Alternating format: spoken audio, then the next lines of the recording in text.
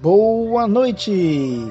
Gostaria de fazer todos muito bem-vindos ao podcast Ciência, Conhecimentos e Pesquisa Científica. Nosso principal objetivo hoje à noite é passar o conhecimento acerca desses assuntos para vocês. Espero que gostem e que possa servir de grande valia para todos. Boa noite, pessoal. Então, iremos dar uma breve introdução ao que será discutido a seguir. O foco em questão aqui é a metodologia científica enquanto ciência, mas antes de tudo vale uma boa reflexão do que seja ciência.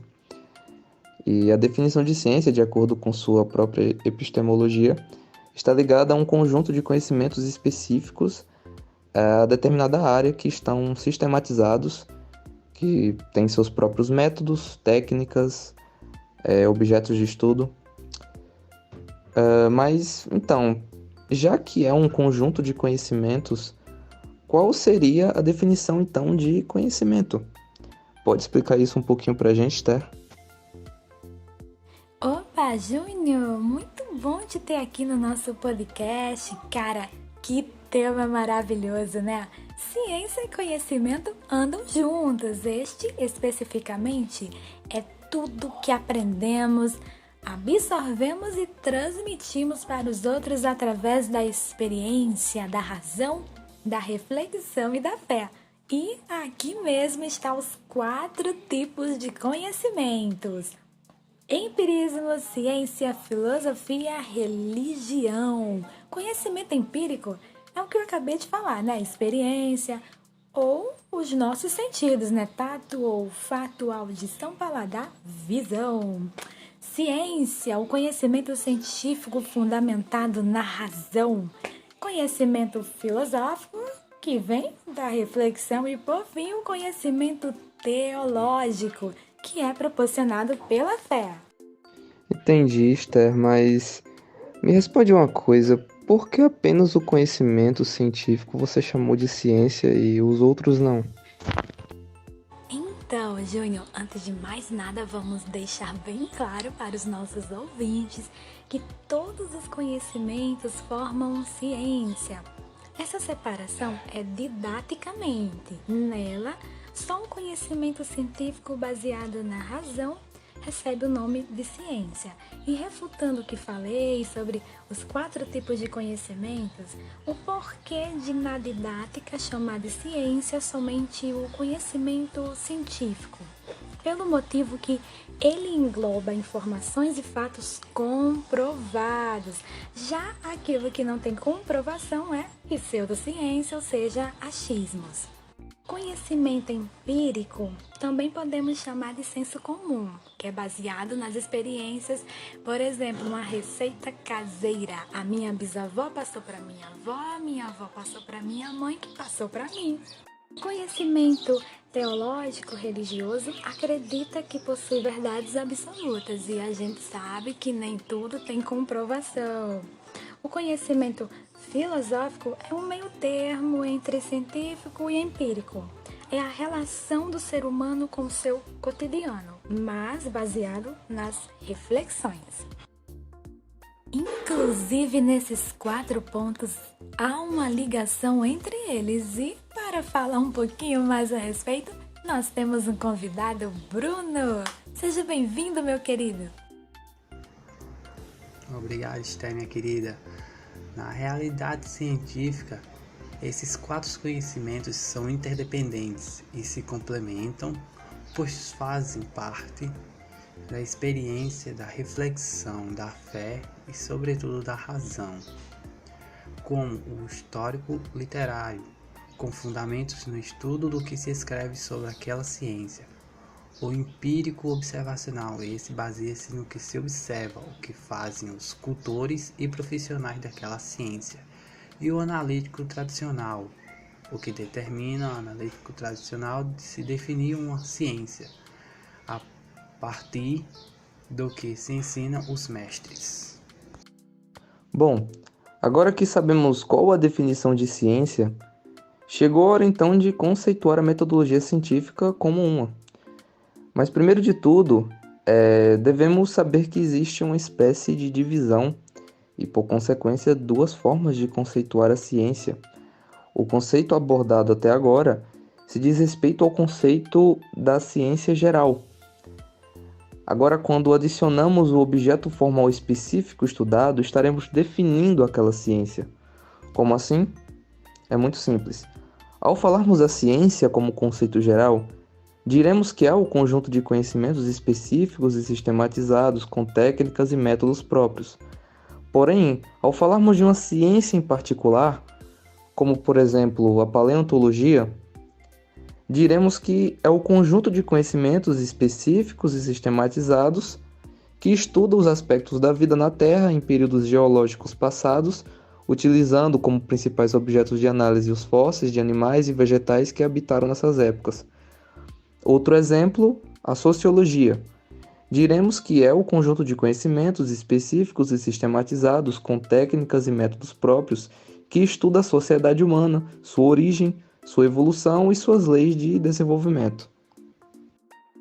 Excelente explanação aqui dos meus amigos Richardson, Bruno e Júnior. Muito obrigada, meninos. E seguindo nessa mesma pegada, a gente pode tentar conceituar a metodologia científica como um conjunto de técnicas e processos que servem para a investigação de algum objeto de estudo de um determinado ramo da ciência. Pode ser de humanas, exatas e por aí vai. Aí tem um professor chamado Pedro Demo, não sei se já ouviram falar dele, e ele conceituou da seguinte maneira: é o estudo das formas de se fazer ciência, dos procedimentos, das ferramentas e dos caminhos de se tratar realidade teórica e prática para atingirmos uma finalidade científica. Pessoal, os assuntos que tratamos até aqui foi só para vocês terem um gostinho do que vem a seguir, porque agora vai engrossar o caldo. Muito boa noite a todos, me chamo Pedro Lucas e vou falar um pouco sobre a ciência e a pesquisa. E bom, a pesquisa e a ciência são dependentes uma da outra, né? Isso é um fato. Existem vários tipos de pesquisa, assim digamos, mas para entendermos melhor esses tipos de pesquisa, primeiro nós precisamos saber o que é a pesquisa. E a pesquisa é nada mais nada menos que a base para a construção do conhecimento e progresso humano no mundo científico. A pesquisa pode ser realizada por qualquer conhecimento, seja ele teológico, filosófico ou até mesmo empírico. Eles não deixam de apelar para a razão, que é o raciocínio, o conhecimento científico, ou seja, para a própria ciência. A ciência, por sua vez, é um tipo de conhecimento que busca compreender verdades ou até mesmo leis naturais, através de observações, análises e pesquisas. Então sempre haverá essa interligação entre as duas coisas, pesquisa e ciência. Hoje, conforme os avanços da paleoantropologia, podemos dizer que os humanos são uma raça mais, como podemos dizer, autossuficiente do planeta entre todos. Como é ensinado desde o ensino fundamental, para chegar até o ser humano houve todo um processo de evolução.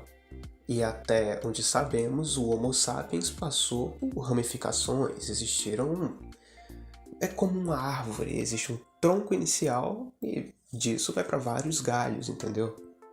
O texto que serve como objeto de estudo para essa atividade exemplifica, por exemplo, o Homo erectus da Ásia e os neandertais da Europa e da parte do Oriente Médio, por exemplo.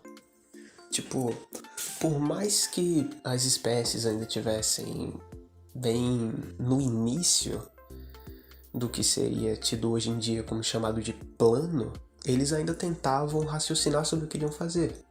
Por exemplo, ao invés de depender de seleção natural ou coisas como cadeia alimentar, você consegue ver em pinturas antigas, em gravuras, em paredes, enfim, histórias dos demais tipos gravados por pessoas antigas, bem antigas. Os seres humanos lutavam contra criaturas que eram muito maiores que eles. Dinossauros, mamutes, tigres de, 2 ou 3 metros, usando lanças, usando ataques em grupo. Então, existia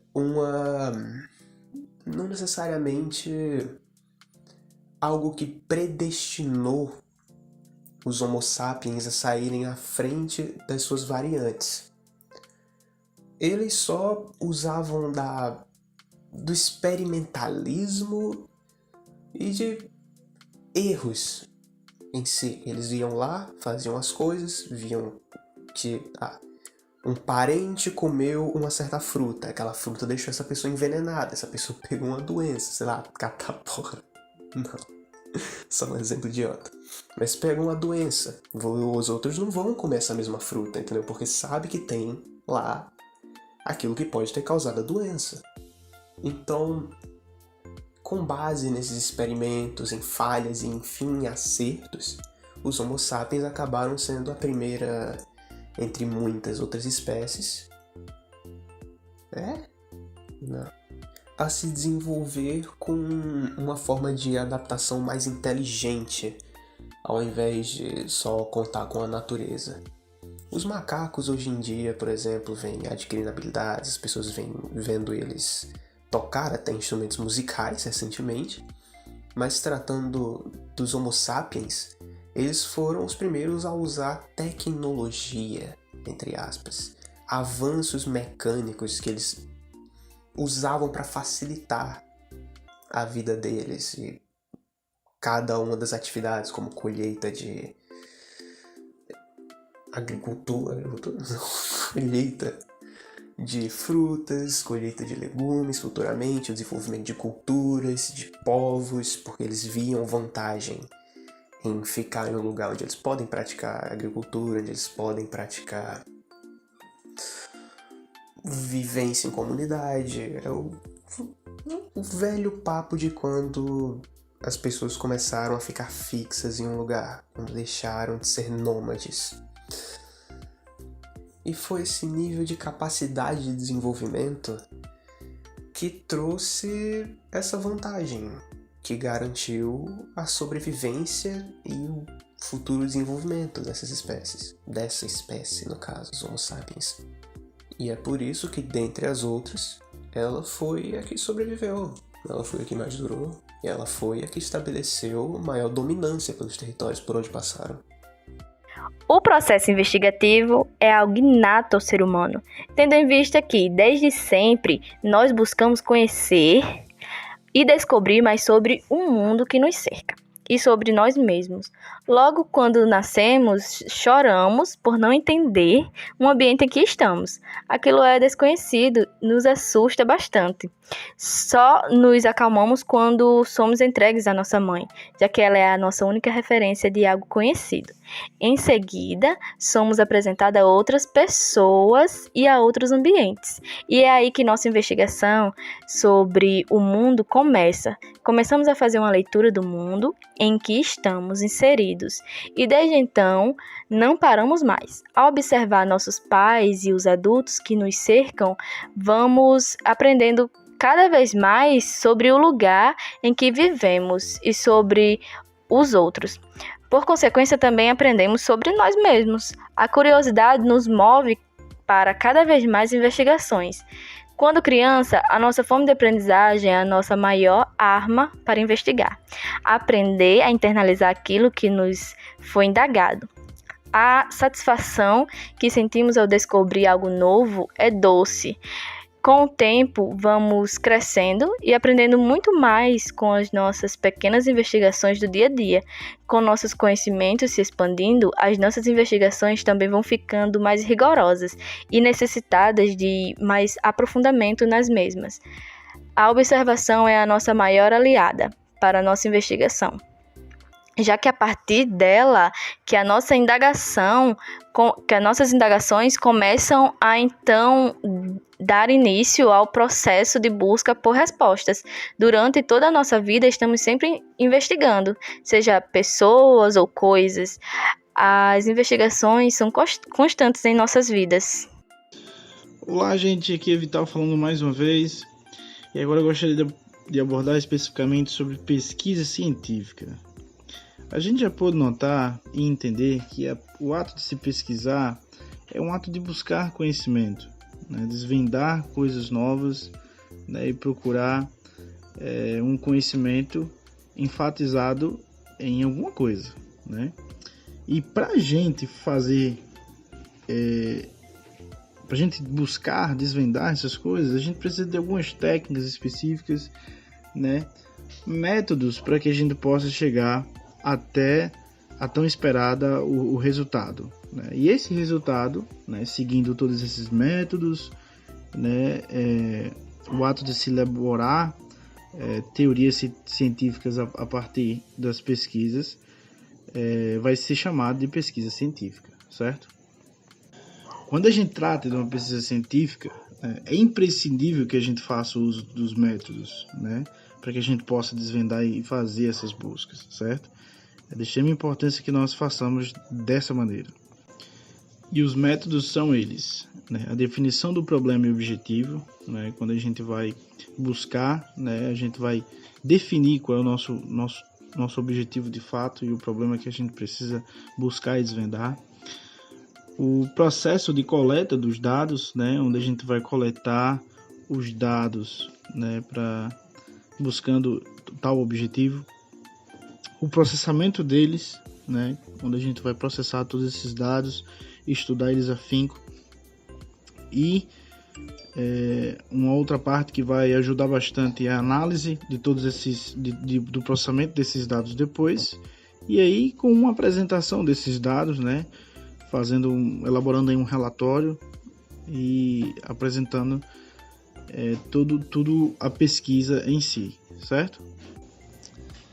Dependendo de cada caso, né, a gente vai observar que esses dados, né, os processos eles vão se definir em qualificação e quantificação, certo? Isso quer dizer o quê? Que nós vamos trabalhar com, muitas vezes, grandes quantidades, né?